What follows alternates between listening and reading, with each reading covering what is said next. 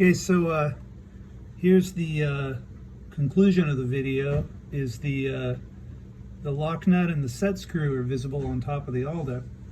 And in this video, you're going to see us using my patented wine bottle foil opening technique to get the cap, the tamper cap off the Alda, and then adjust the Alda, and then we go on a victory lap, and then we show that there's no soot coming out of the exhaust. All right, here's a video of the, wait, let me see the cap. So this is the Alda here. You can see there's the Banjo on the Alda, and here's the cap that we have just manked, and we're about to remove the cap, and that'll show us the lock nut and the adjuster.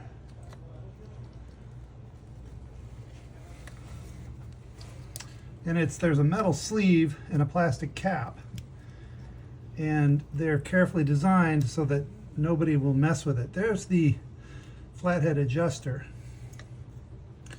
Anyway, we got to work all this plastic and that metal sleeve out of there, and then we should be able to get the cap, the whole thing off.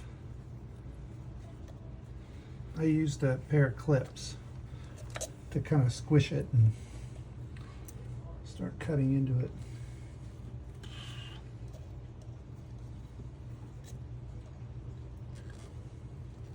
I think we could probably just adjust it from here, right? No, you have to undo the lock nut, which is hidden underneath. All right, I'm gonna stop the video. Opener technique. I used the clips and then I just spun it, and you can see this metal here.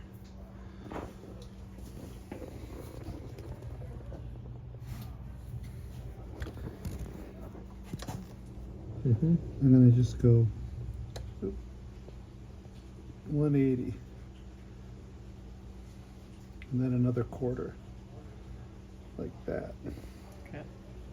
See, that doesn't fit. I think my wrench is busted.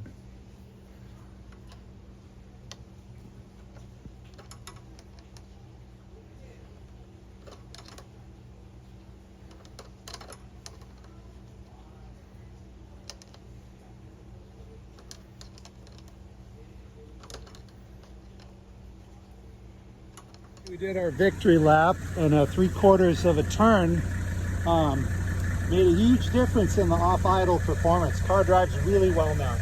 Okay, Niels.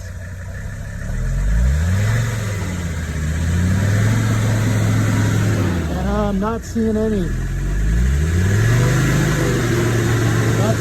smoke, so that's a sign that the Alda isn't turned out too far. It's not running rich at idle.